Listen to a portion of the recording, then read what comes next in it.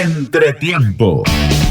No te pierdas ningún detalle en radiom.com, desde nuestra app, en Instagram y nuestro canal de YouTube. Radio M, cada vez más cerca. Entretiempo.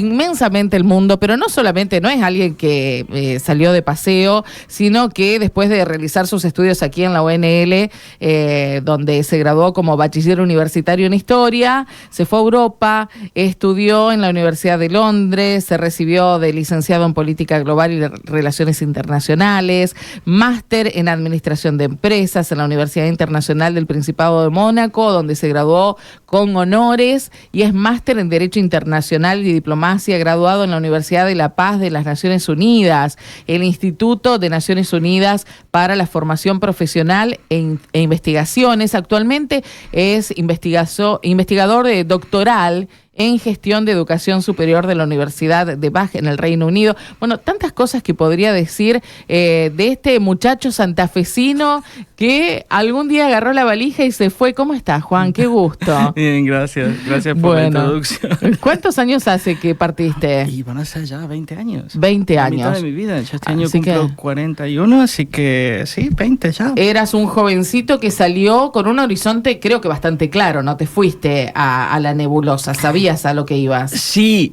bueno, tengo que decir también que no soy el primero de mi familia, vengo de una familia bastante internacional. La hermana de papá es franciscana misionera y en los años 80 ella vivió en el Congo y en el Zaire, cuando Argentina ni siquiera tenía relaciones diplomáticas. Claro, y mis abuelos allá se fueron a África a ver la nena, y en ese momento, hasta cuando volvieron a Santa Fe, los entrevistó Ana María Zancada. Sí, mi querida amiga Ana María. Que habían sido los primeros santafesinos en haber ido a África, a esa parte de África, te estoy hablando en el año 80, 81, 82, o sea, todavía en la dictadura. Entonces, bueno, con eso mamado desde casa no era tan difícil pensar que uno podía tener una carrera en el futuro en el extranjero. En mi familia también se hablaban idiomas, entonces bueno, la curiosidad creo que también venía, y mis padres que no sabían qué hacer conmigo tampoco de chico. Ahora, bueno, estudiaste historia, digo que ya eso también te ligaba, pero hay una cuestión que me parece que no es menor. Está la educación formal y está la otra educación, la informal. Sé que fuiste scout.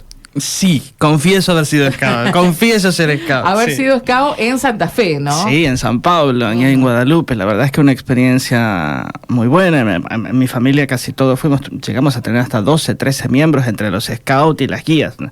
El grupo scout y la comunidad guía. La verdad es que sí, en lo que es el desarrollo personal, lo que es mi formación, el haber vivido después en otros países, lo que me permite el escautismo es relacionarme con gente de diferentes horizontes sociales, diferentes realidades, diferentes ideas, también el contacto con la naturaleza, aprender a improvisar, todo lo que tiene que ver con el método, como bien decías, de educación no formal, lo que es el liderazgo como uno lo conoce de manera vertical, pero acá en un caso mucho más horizontal, de consenso, de trabajo en equipo, que es tan fundamental y que lo veo hoy por hoy, incluso cuando yo tengo gente trabajando conmigo y demás, que son dinámicas que yo he aprendido e incorporado en lo que es el trabajo día a día, ¿no? Exacto.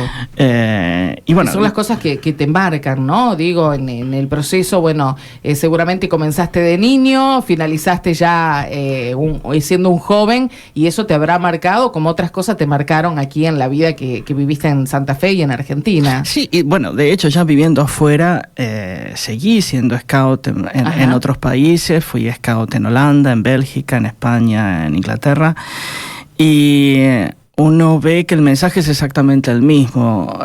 Hoy conversaba con alguien que le decía, cambia el idioma, cambia la idiosincrasia, pero los valores, la forma de trabajar y demás es exactamente lo mismo. La naturaleza humana sobrepasa todo esto. Por eso creo que en comunidades como Santa Fe, en lugares en donde hay tanto contacto con la vida al aire libre, que los chicos, las chicas puedan tener acceso a este tipo de actividades es fundamental para la construcción de su carácter. Esto no lo digo como una cuestión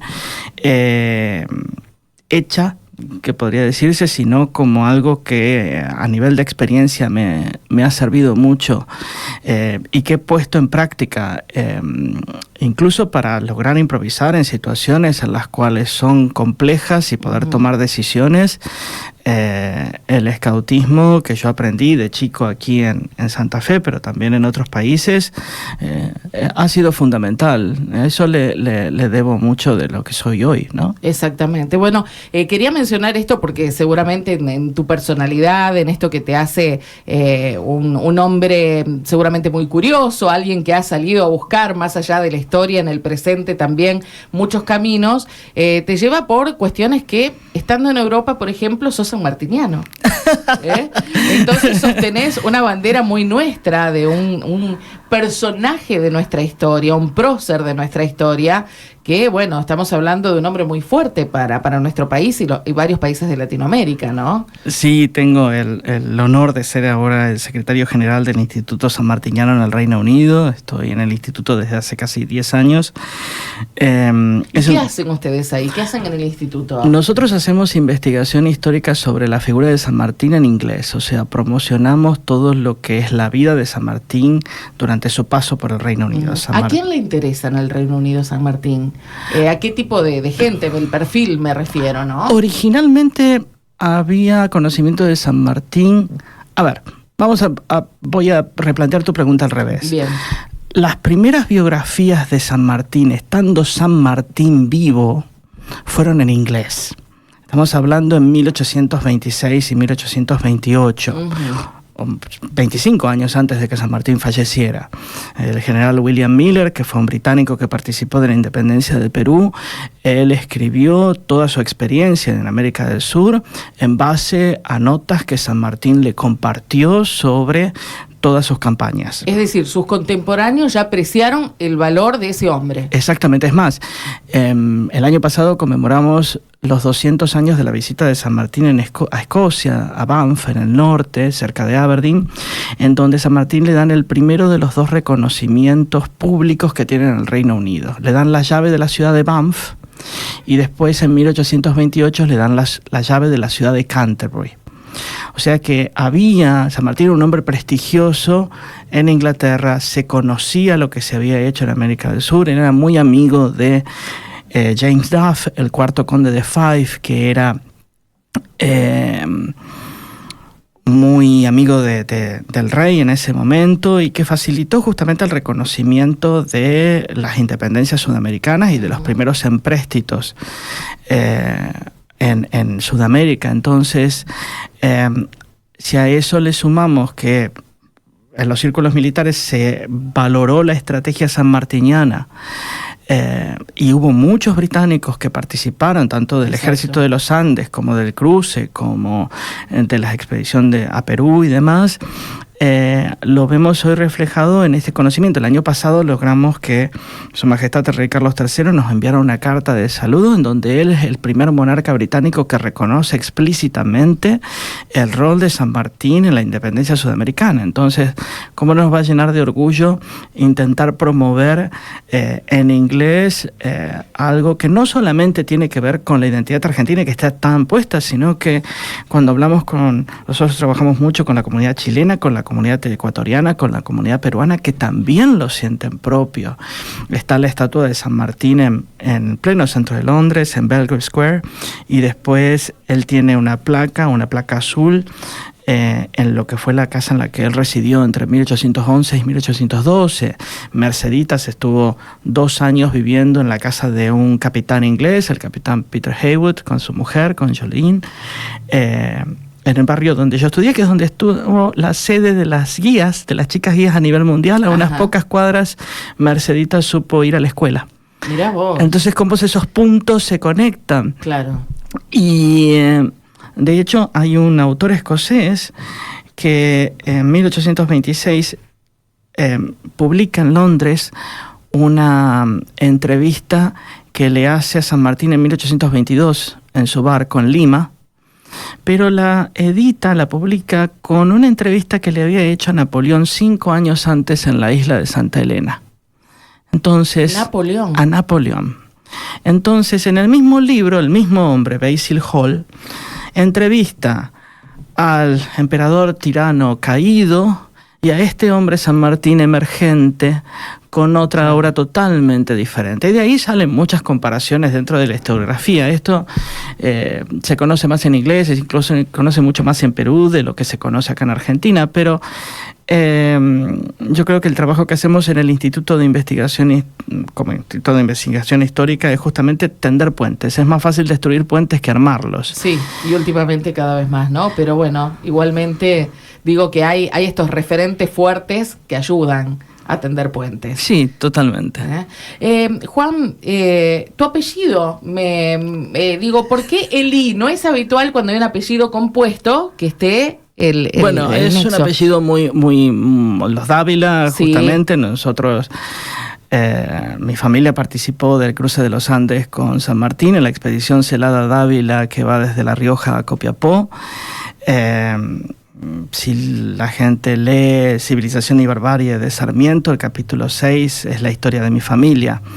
Entonces, bueno, hay algo de eso por ahí, que yo no tengo ninguna responsabilidad en el asunto. No, seguro, pero bueno, algo en el ADN debe haber, ¿no? Sí, algún sí, rastro sí. seguramente, Sí. sí. Y te preguntaba del Iberdín porque, bueno, aquí habitualmente los apellidos son dobles, si son compuestos. Sí, pero antes se usaba mucho. Acá claro. tenés Sor Josefa Díaz y Clusellas, que también justamente que se usaba la I. Tiene que ver con eso. Que tiene viene que ver con eso, Es sí. decir, que es compuesto, pero no por el apellido de tu madre, sino que ya viene compuesto. Sí, exactamente. Ah, sí, el Verdín es claro. mi apellido belga. Exactamente. Sí. Bueno, y todo esto te ha llevado a recibir la llave de Londres, que estuve averiguando un poco, es un premio muy especial que se le da a muy pocas personas, con muchos honores y relacionado con la educación, básicamente, ¿no? Sí. ¿Quiénes han recibido este premio? Además de Juan Dávila. Me da vergüenza. No, decilo por favor. Uno que sea. Bueno, a ver, que se conozca acá. Alguien que tengamos referencia. Sí, bueno, Mandela lo recibió. Nelson Mandela, bueno, mira si no vamos a conocer quién es y qué hizo. Bueno, sí, ves, otro. Bueno. Y Juan Dávila, nada más y nada menos. Juan, en serio, ¿qué significa ese premio que está otorgado a personas tan especiales? En este caso, relacionado estrictamente con la educación. A ver, sí, es una tradición muy antigua, es incluso anterior a la monarquía en el Reino Unido. Estamos hablando que desde hace 1000 años las cofradías de las diferentes profesiones en Londres entregaban lo que se llama el freedom, la libertad de la ciudad de Londres. Pasa que lo de esto de la libertad de la ciudad de Londres es lo que diferenciaba el vasallo del gentilhombre, podríamos decir. Exacto, mira qué bien. Y claro. En castellano se traduce como la llave de, para tener la llave para pasar de un puente al otro sin tener que pagar impuestos. Y tenés el permiso, por ejemplo, para portar espada o para, en caso de un accidente, ser repatriado primero. Ese tipo de cosas que quedaron del medioevo. Hoy por hoy estas cofradías siguen teniendo una importancia muy relevante en la vida de la ciudad de Londres, en la City. Yo pertenezco a una de ellas, que es la de información tecnológica. Ajá. Que es donde están los ejecutivos de las más grandes empresas de Londres y demás, y que trabajamos, entre ellos lo que yo hago en educación. Y bueno, el tener el freedom significa justamente poder participar dentro de la vida activa de las elecciones de Londres, de poder apoyar al trabajo que se hace en la comunidad. Ser un referente, de cierta forma, tiene que ver con una responsabilidad, tiene que ver con una tradición también. Después de mí, estoy seguro que ha habido otros argentinos y probablemente que yo, pero no se sabía, entonces no, a veces me da un poco de vergüenza pensar que soy yo el primero, pero sí, si este reconocimiento sirve para llamar la atención en cuestiones que tienen que ver con la situación que hoy tenemos con la educación superior a nivel internacional, con cuestiones que tienen que ver con diseño académico y lo que tiene que ver con sustentabilidad, de crear un puente sobre eso, cómo las universidades pueden trabajar en su currículum, cómo los gobiernos pueden beneficiarse del trabajo de las universidades, cómo todo este nuevo trabajo que se viene haciendo desde hace 20, 30 años sobre sustentabilidad puede tener un impacto real en nuestras comunidades. Entonces, ser argentino, ser sudamericano, estar en esta posición me permite poder darle más visibilidad a cuestiones que sirven tanto allá como acá. Uh-huh. Así que por eso creo que es este reconocimiento y que este reconocimiento puede ayudar a mejorar las comunidades de donde yo vengo. Yo estoy muy orgulloso de ser santafesino y vivir afuera, y a mí me encanta cuando vengo poder dar una mano y ver de qué manera todo lo que estoy haciendo allá puede ser traído de alguna manera acá. Si no olvidás el origen, ni mucho menos. Si no, me parece que no sirve. Me parece que yo podría estar tranquilo haciendo cosas allá y venir y no decir nada, pero que por muchos años ha sido así, pero en algún momento con todo esto, colegas míos, compañeros míos me dijeron, bueno, Juan, tenés, no te voy a decir una responsabilidad, pero sí el deber de hacer algo con esto en positivo y como dicen los scouts, dejar este mundo en mejores condiciones de cómo uno lo encontró.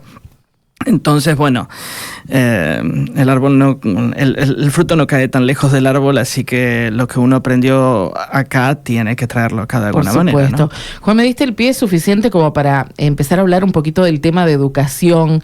Seguramente estás informado de lo que está pasando en el país. Se está discutiendo mucho y se está...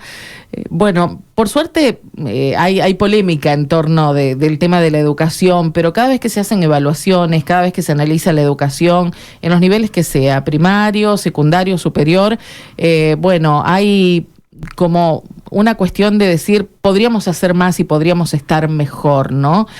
¿Cómo lo ves vos a la distancia, con las comparaciones que podés hacer con otros lugares del mundo, donde seguramente en algún momento pasaron por situaciones como la que pasa hoy o pasó en otro momento en la Argentina? Sí, a ver, yo no voy a enfocar mi respuesta en algo que tenga que ver con política, simplemente porque este año es año electoral. Exacto. Y prefiero ser totalmente objetivo. Y haces muy bien, seguro.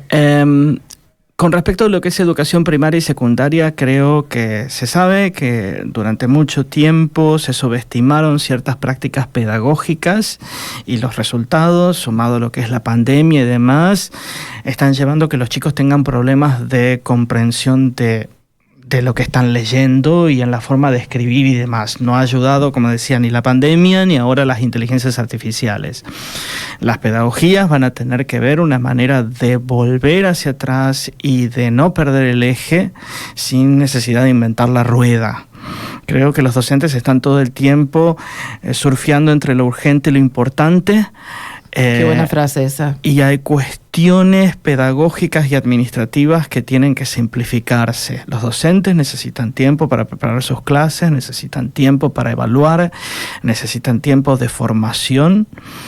Y la formación tiene que ser de acuerdo a la realidad de esos chicos, pero también aspirando a algo mejor.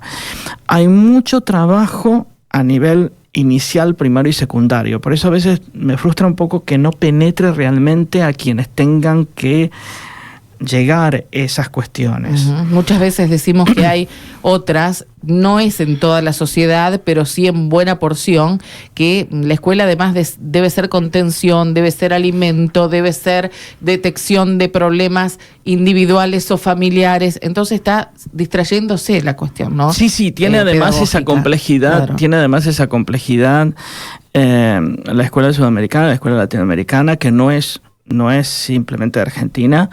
El tema es que Argentina en algún momento ha empezado a mantener o decrecer comparado a otros países y a otros países que están retomando a comparación de lo que era tradicionalmente. Entonces tal vez sería interesante aprender qué es lo que está funcionando en ellos, que incluso tienen complejidades más importantes o más difíciles de atravesar que en la Argentina, y ver de qué manera se pueden adoptar.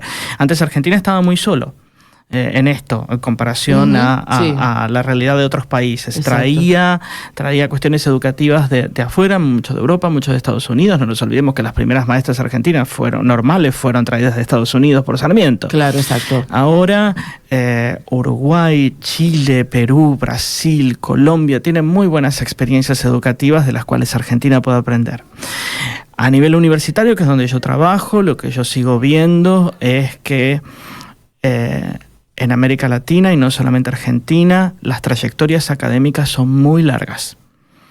Una carrera de grado en Europa, en Estados Unidos, en Medio Oriente, incluso en África, son 3 años full time, 4 años part time, para tener una licenciatura, mientras que acá en América Latina estamos hablando de un promedio entre 7, 8, 9 años. Sí, y eso sucede porque vos hablas esto en general y la gente te dice, porque los estudiantes universitarios son medios vagos, se la toman tranquilo, estudian sin apuro. Por otro lado, hablas con los estudiantes universitarios y dicen, me traban las correlatividades. Entonces, ¿qué pasa con los planes de estudio? ¿Están mal diseñados? ¿Destrabando correlatividades crees que se puede solucionar o hay algo más profundo que hacer en los planes de estudios superiores? Creo que hay carreras que van a ser muy difíciles de rediseñar porque tienen que ver con cuestiones más estructurales, como pueden ser las ciencias duras o la medicina, en donde a medida que avance la ciencia se pueden plantear algunas cuestiones. Hay otras, como las ciencias humanas, las ciencias sociales y demás, en donde sí hace falta replantear incluso las nuevas carreras que están surgiendo en base a la tecnología. Tecnología, en donde pasa lo mismo que cuando planteas la ley siempre va por detrás del fenómeno. Entonces, necesitas una universidad que pueda hacer un replanteo.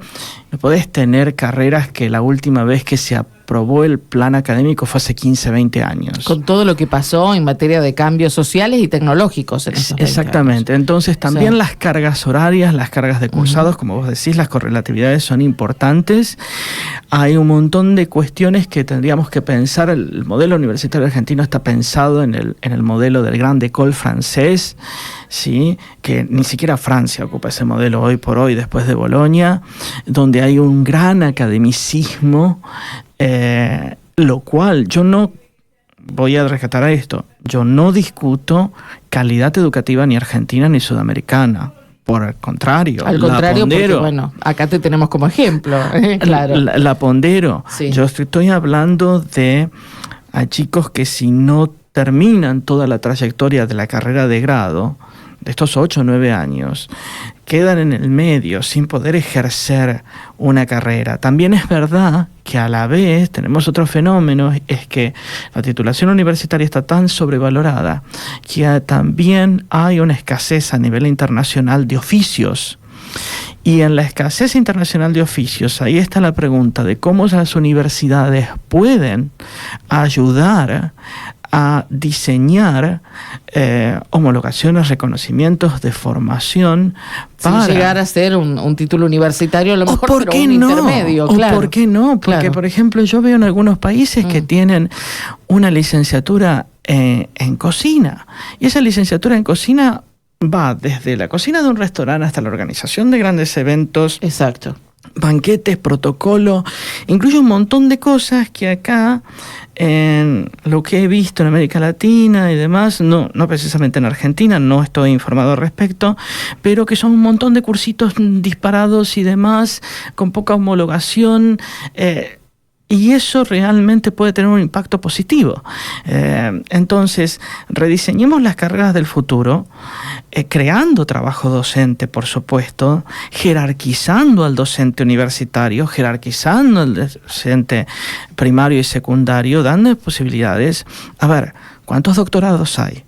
Si un chico termina cansado a los 27, 28 años con una carrera de grado, ni va a pensar en un máster y mucho menos en un doctorado. Entonces, lo que nos está pasando también como sociedad es de que los chicos que llegan a este punto, después de haber combatido tantos años, no solamente que no quieren estudiar, sino que frente a situaciones adversas van a pensar, como ha pasado con muchos jóvenes de mi generación, que se han ido del país y no han vuelto. Entonces, de los cuales uno de ellos soy yo. Exacto. Entonces, con la diferencia de que yo elijo volver a Santa Fe y elijo reconectarme con la universidad y elijo dar una mano en estas cuestiones educativas.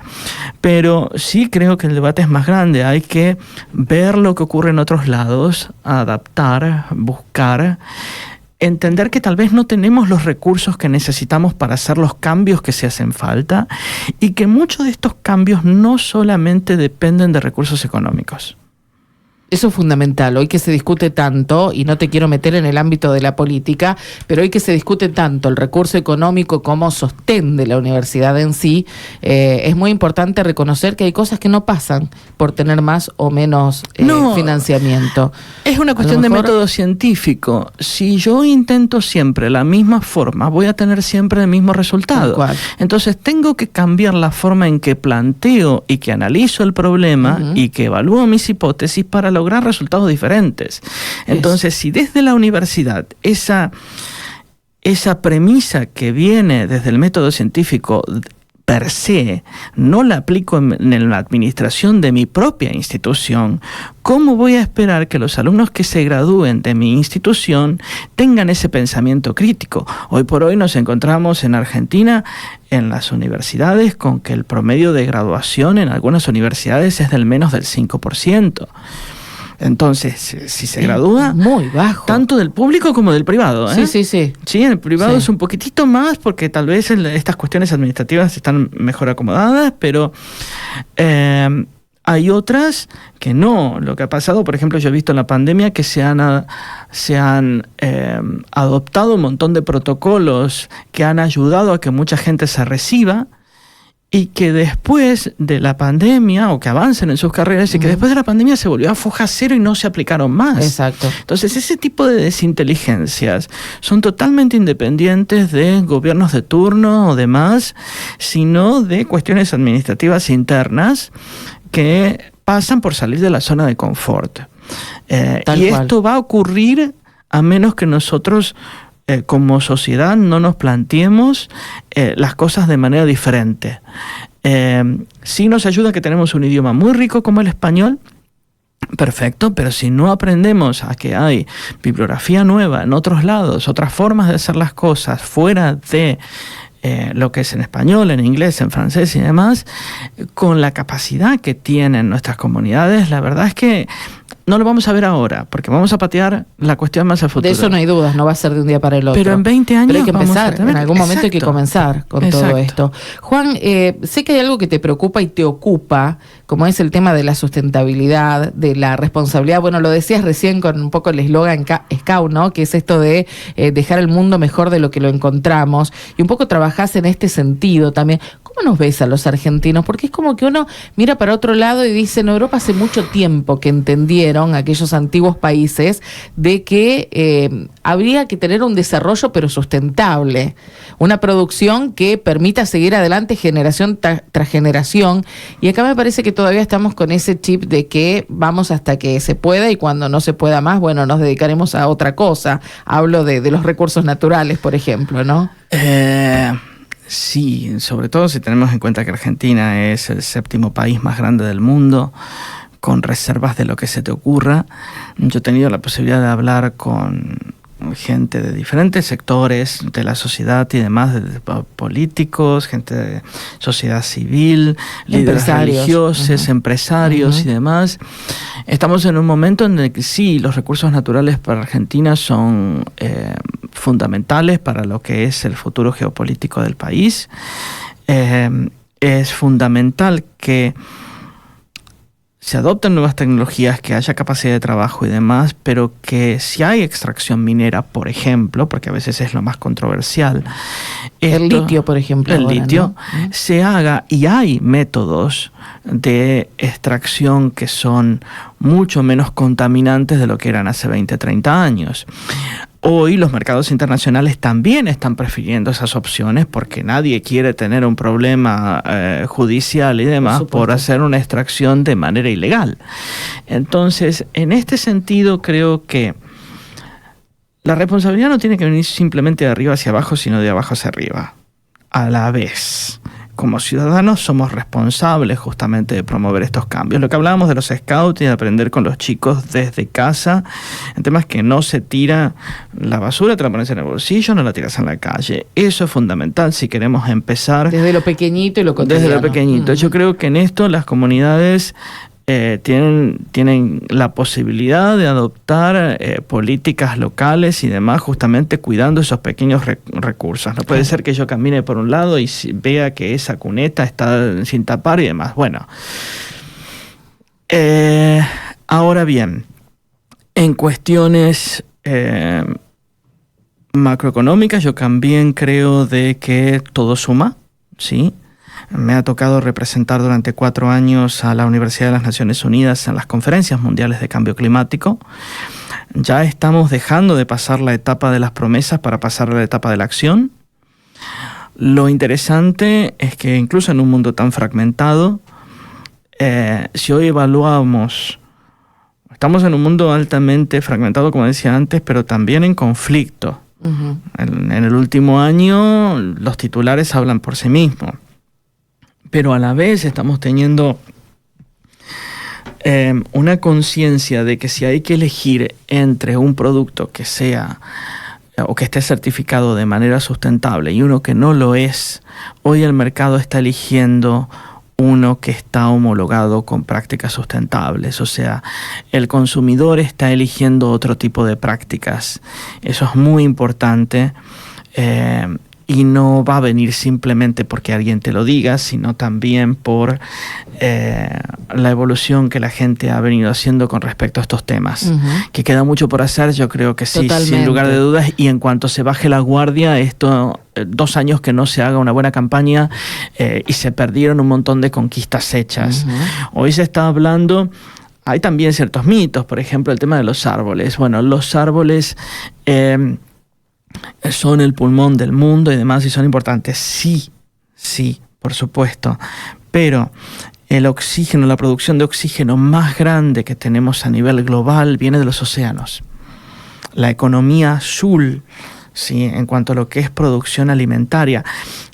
Ayer estaba leyendo acá en el diario que es la tercera ballena que encuentran. Lo comentamos esta mañana porque es la tercera ballena que se introduce río arriba, en aguas dulces, que por supuesto no pueden sobrevivir. En Zárate apareció una ballena, agonizó y terminó muriendo porque no la pudieron, quedó encallada, no la pudieron trasladar. Yo tengo mis sospechas sobre eso.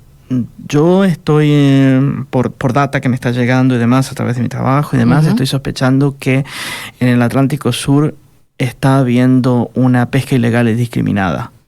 Hay imágenes que son muy reveladoras que ha hecho un piloto de avión que además es un hombre que se ha comprometido mucho con esa causa, que ha subido a periodistas de varios medios de comunicación y los ha llevado a sobrevolar con su Boeing la zona del Atlántico Sur donde está el límite justamente de las 200 millas que son el límite del territorio argentino, y estaban introduciéndose a ese sector no habilitado para la pesca una cantidad. Es una ciudad, si te tengo que decir, exactamente. Las imágenes que hay desde el aire, una ciudad de luces de los buques que están allí, y la mayoría son chinos, sí, que están haciendo pesca ilegal. Sí, entonces imagínate que todo el plancton, todas las reservas de crustáceos y demás, que es fundamental. En los años 90 supo haber una crisis similar en el Atlántico Sur con respecto a la población de pingüinos. De hecho, hubo un científico británico, Richard Beckman me parece que es el nombre, que él decía que en Chile y en Argentina las poblaciones de pingüinos eran estables. Sin embargo, en el Atlántico Sur y demás habían bajado un 25%, o sea, un 75% se había devastado. Los pingüinos se morían de hambre, se caían desmayados de inanición. Salen a buscar alimento, entonces. Decís, claro, no se reproducían, las tasas de reproducción eran muy bajas, entonces tiene que ver con que no encontraban. Y en el caso de las ballenas, que las ballenas son grandes productores de oxígeno y de dióxido de carbono y demás, y es un elemento clave en los ecosistemas marinos, es un gran indicio de que la situación está siendo más crítica de lo que tenemos idea. Entonces, realmente yo ahí me gustaría saber la opinión en público de científicos del CONICET, si me permitís decirlo, para que realmente alerten de manera científica lo que es, en mi humilde opinión, una hipótesis de lo que puede estar pasando, pero la realidad no me indica que la situación sea de otra manera. Entonces, ahí creo que ellos deberían publicar un documento justamente dentro de justamente mejor que el CONICET o que las universidades que tienen facultades con estudios sobre la administración del mar, para explicar cuáles son las consecuencias reales que esto puede tener para el país a nivel mundial con respecto a lo que es la economía y la producción de oxígeno, ¿no? Por supuesto, hablaste de la economía azul, es así como se lo llama a todo lo que es la sustentabilidad en la explotación marina, ¿no? Exacto. Juan, ¿cuán importante ha sido la participación del Papa Francisco en esta temática que le ha dado un lugar que es histórico para la Iglesia Católica, ¿no? Nunca ninguno había hecho hincapié justamente en la cuestión de la responsabilidad humana en la sustentabilidad de este planeta. Ya algo había dicho Pablo VI y Juan Pablo II. Uh-huh.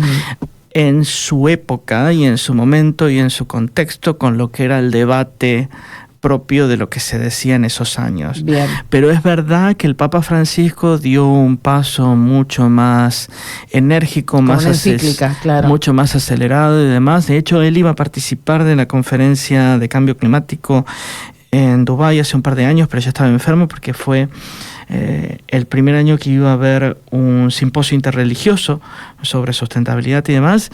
Y sí, creo que una figura como el Papa Francisco, que es argentino, que también tuvo una impronta global con el tema de lo que es la sustentabilidad, era un hombre sumamente informado.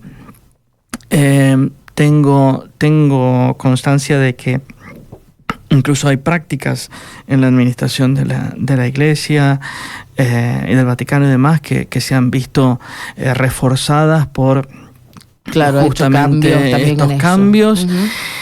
Hay que ver, yo creo que el Papa actual también va en la misma línea con respecto a lo que es la sustentabilidad. Parece. Sí, eso parece que es lo que uno observa, ¿no? Un hombre muy, muy parecido, digo, por supuesto que tendrá sus diferencias con Es Francisco, un profesional con respecto a la diplomacia, el Papa León XIV, sí. Mucho más medido en algunos comentarios que Francisco, pero con la misma picardía, con la misma rapidez intelectual como para analizar la situación y para saber leer entre líneas. Me parece que eso es fundamental en un líder. Y el legado de Francisco en ese tema, y sobre todo lo que tiene que ver con sustentabilidad, yo creo que es una base fuerte que ha impregnado mucho a los jóvenes. Yo lo veía, por ejemplo, volviendo a los scouts acá en Santa Fe y demás, con los grupos scout católicos, lo que tiene que ver ese llamado a los jóvenes de involucrarse en sus comunidades, de ver de cómo dejar el mundo en mejores condiciones de cómo encontramos, que es una frase de Lord Baden-Powell, que era un general británico que justamente fundó a los Scouts allá por el 1900. Entonces, que ese mensaje tan universal se interconecte con algo que tiene que ver con el cuidado de nuestras comunidades, nuestra responsabilidad cívica. Fíjate que en esta entrevista venimos hablando de personajes que a lo largo de mi vida, como San Martín, como Lord Baden-Powell, como el Papa Francisco, vamos se y venimos en la historia, ¿no? Y sin embargo está todo relacionado. Exactamente. Sí, es así. Juan, qué gusto tenerte, un placer charlar contigo, no te hemos dado descanso, le pegamos derecho acá, la producción me hizo seña en un momentito que levantábamos el boletín porque estaba tan interesante la charla que por ahí a uno le da pena interrumpirla para después retomarla, no queríamos que se enfríe. La verdad que es un gusto. ¿Qué estás haciendo en Santa Fe? Más allá de que venís de visita a ver a tu gente, a tu ciudad, pero digo, ¿venís a trabajar también? Bueno, no. Ayer estuve justamente en la ceremonia de apertura de la Escuela de Invierno de la Universidad Nacional del Litoral, que es una iniciativa muy interesante que han venido estudiantes de Alemania, de Brasil, de Colombia, de Ecuador. Tuve la oportunidad de compartir algunas palabras con ellos y también, por supuesto, alumnos de la UNL. Ha sido una invitación muy generosa. El año pasado participé online también de la sesión, pero ahora que hayan coincidido las fechas, que se hayan alineado las estrellas y estar y compartir con ellos desde Futuret. Nosotros tenemos un convenio con la Universidad Nacional del Litoral desde el año pasado. Esa es una plataforma educativa que tiene Juan, que también tenemos que hacer mención de esto, porque es muy importante. Sí, bueno, la verdad es que trabajamos muy bien, siempre estamos pensando en ideas en conjunto, ahora estamos analizando pequeñas propuestas, pequeños proyectos que se pueden hacer a corto, mediano y largo plazo con la universidad. También con Futuret apoyamos junto con la Fundación de la Princesa Charlene de Mónaco el desarrollo del equipo de rugby femenino de Charoga en Santo Tomé. Así que bueno. Sí, hace ya 2 o 3 años que estamos con ese proyecto. De hecho, la princesa Charlene recibió hace poco la camiseta de Charoga en Mónaco. La verdad es que estuvo muy contenta, está siempre preguntándome por el club y cómo están las chicas. Ahora estamos filmando una serie de masterclasses sobre nutrición en el deporte con Karen Fru, que justamente es miembro de la Asamblea Constituyente Provincial actualmente. Exactamente, ¿no? Exactamente. Así que con Karen, que es nutricionista, estamos haciendo una serie de... No sabía que era nutricionista, sí sabía que era convencional, reformadora, pero mira vos, bueno, una buena idea entonces. Todo se relaciona con todo en este mundo, pero bueno, hay gente que nos hace sentir realmente importantes por estar aquí. Gracias, te quiero agradecer porque bueno, somos una radio pequeña en lo físico, pero con una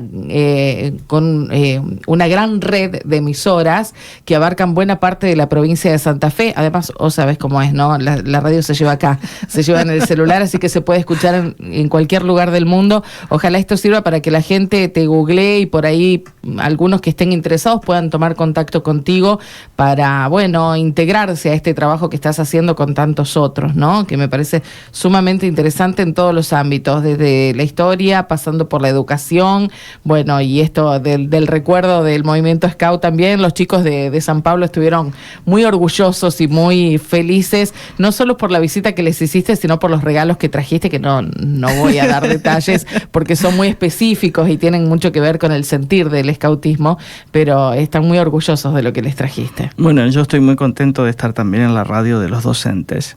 Eso me parece fundamental, poder comunicarme con ellos sin intermediarios, que sientan de que no están solos, de que su tarea es fundamental para crear otras profesiones. Así que gracias por la invitación. Qué importante que lo que decís. Gracias, gracias Juan. Juan Dávila Iberdín, perdón.